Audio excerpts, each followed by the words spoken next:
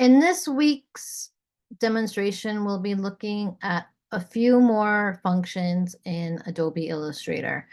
So we'll be looking at image tracing, manipulating text, the envelope distort function, expanding, and clipping masks.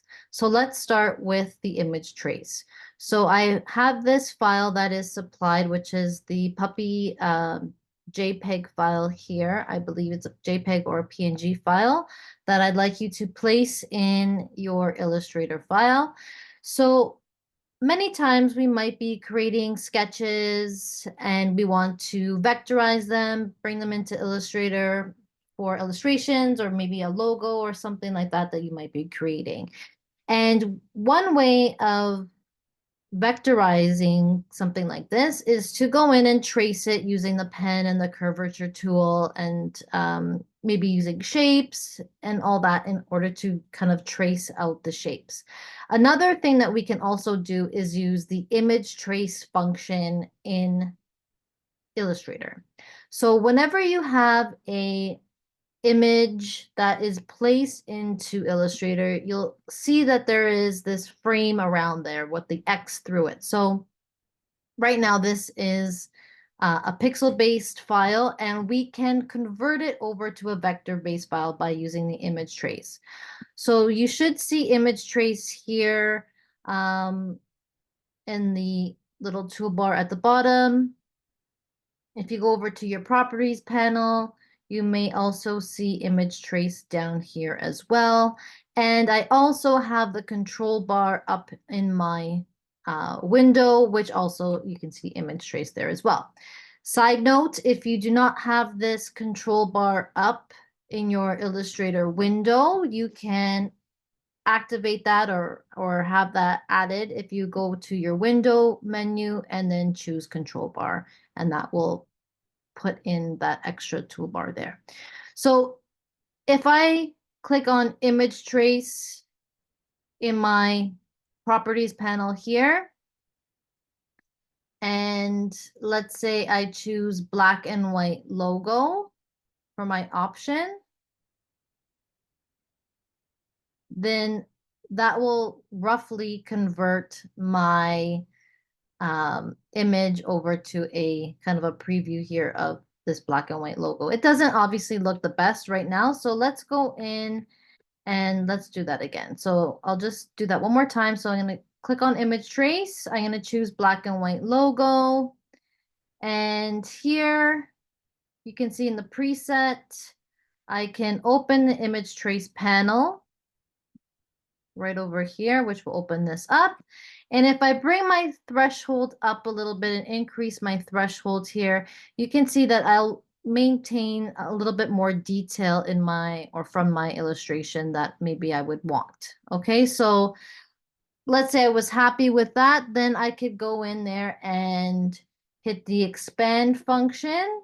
And now I would automatically convert this sketch over to a vector.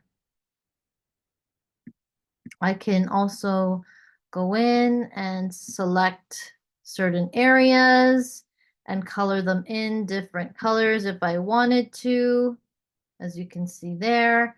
So it's all very customizable after you've done your image trace. You can do this with any image, essentially. Anything you can see in the little preview here, I've used an image of a flower. So it doesn't have to be like a sketch. It could be an actual image that you are using as well. And there are multiple different presets that you can choose from in order to basically achieve different results. So it's quite interesting, the things that you can do with the image trace function. So that is the first artboard here. Okay, the second option is manipulating text. Again, this one here should be review from Innovative Design. So I'm going to type out a letter. Again, you can use any typeface, any letter that you would like. It doesn't matter right now. Okay.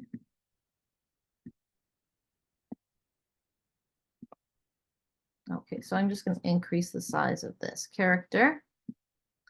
So whenever we want to manipulate text in order to create a custom type or just custom manipulations, or want to remove something, add something, lengthen something, shorten something, it's always good to use the outlining text. So I'm going to select my character here and go up to type and create outlines. So that will convert my text over to a vector. So once I do that, then I can use my direct selection arrow to go in and basically really manipulate this character any way that I want. So again, I can kind of shorten areas, lengthen things. So I can really manipulate the character to look any way that I would like. So that's how, whenever we create logos sometimes and we're working with text, we want to create some very customized typography. That is one way that we can do that, just simply outlining the text. And again, it works like any other shape in Illustrator that I can go in and manipulate with my pen tool or my direct selection arrow. Okay, let's go to the next artboard here, which is envelope distort. So with envelope distort, and again, this is great for manipulating text, also manipulating other objects. I'm going to demo this with text, but you can use any vector, can be used with the envelope distort function, not just text. So I'm going to draw out, or type out rather, a word. Okay. So once you have your text written out, we can go into the envelope distort menu. So that's under object, envelope distort. And you'll see here there are three options. One is called make with warp, make with mesh, and then the last one here, top object. So the first one, make with warp, is very straightforward.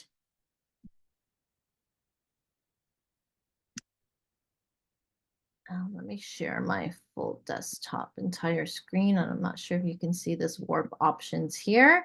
So once I go to object, envelope distort, make with warp, this menu here will appear. So essentially you can choose different styles of warps over here, and you can kind of go in and manipulate these any way that you'd like. So it's really great, again, if you wanted to manipulate text. Again, this could work with any shape. You could warp it. Doesn't have to be only with text, but I like showing it with text because it's a great way of showing how we can manipulate text to look certain ways and kind of achieve different results. So that is a make with warp. The next is the make with mesh. So let's go back to object, envelope distort, make with mesh. So what the mesh does is you can essentially drop a grid around or on your shape or your word, whatever it is that you are warping. You can change the amount of rows and the amount of columns that you want to add. The more that you add, the more points of manipulation that you will have. So that's kind of important to understand. So once you press OK and you have your mesh on top of your object, or on top of your text in this case, what you can do is use your direct selection arrow to essentially select any of these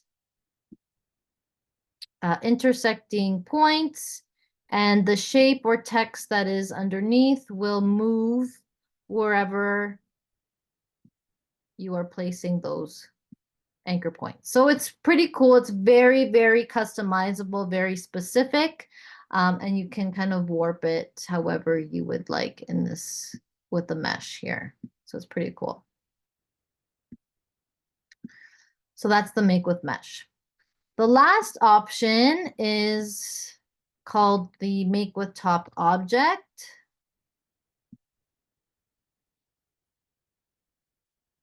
And for this one here, you need two shapes or text and a shape. So I wrote out hi there, and I'm also going to draw a circle like this. Okay, so what you can basically do with the Make with Top object is have the word go into the shape of the circle. Okay, and it will adopt the shape of the circle. So very simple. You don't have to outline any of this text when you're working with these specific when you're working with envelope distort, everything can remain text. So if I wanted to change the word, I could change the word. So I'm going to select both of these items here, the text and the circle, object, envelope distort, make with top object. And there it is. My text automatically went into the circle. So you can do this with anything. It doesn't have to be text and a shape. It could be like an image and a shape. The shape can be any shape that you'd like. You can create something with the shape builder tool or the curvature tool, like an irregular kind of curved shape, but it will adopt that specific thing. I can also, again, like I mentioned before, go in and change the word. Okay, and it will still remain text, so it's still something that I can edit after the fact. Something to note when you're using this option here is that it is called Make with Top Object because in the Layers panel,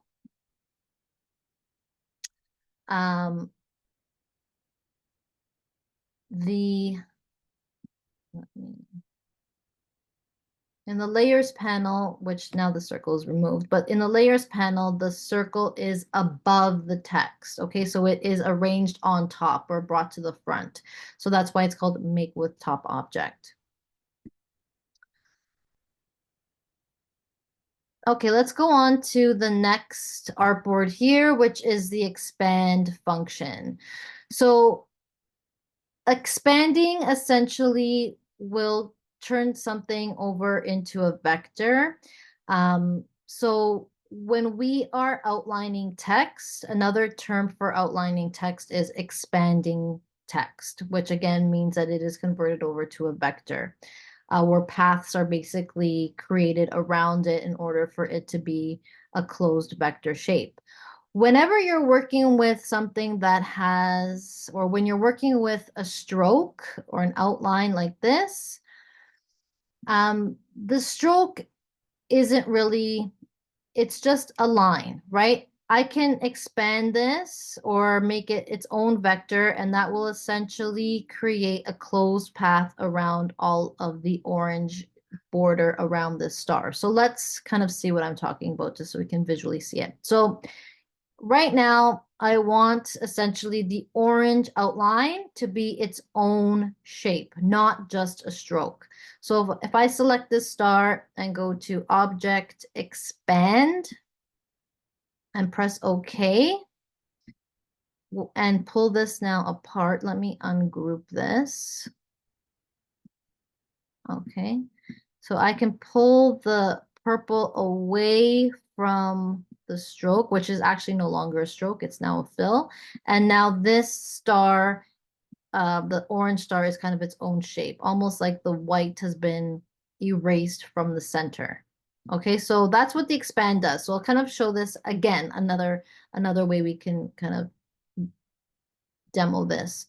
So I'm going to put another stroke around this orange star like that.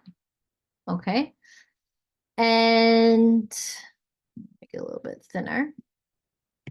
So I could put another stroke now on top of that shape because it's no longer a stroke. It's been converted over to a fill. So I can go in and add an additional stroke on top of that. I can even make that one step further and expand again if I wanted to. Okay, and let's ungroup.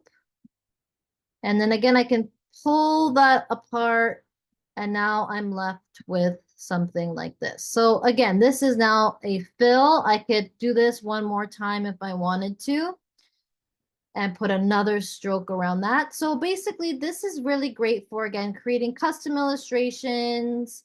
It's great if you're kind of working with a logo and you wanted to maybe erase something or add something or expand something out. So it's, again, allows you to just have more control over your drawings and really understand the capabilities that Illustrator has. So it's something that's really important, that you know that expanding is an important function in Illustrator. That's pretty cool too, right? So you can really do some interesting things with the expand function. Okay, so let's kind of put all these stars back. And then the last is clipping masks.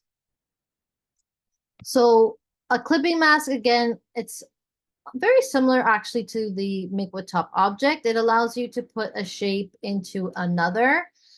Or sometimes if you're working with an image in Illustrator and you want it to be in a particular shape or in a particular area, we would use a clipping mask in order to create that shape around that image. So I'm going to show this with 2 vectors, but again, it doesn't have to be 2 vectors. It could be an image and a vector. So I'm going to take one of these stars here from that artboard. Okay, so if this was an illustration or it is a vector, but let's say this was more complex, or if it wasn't a photo and I wanted it to be inside of a circle, I would draw the circle on top of my object like that.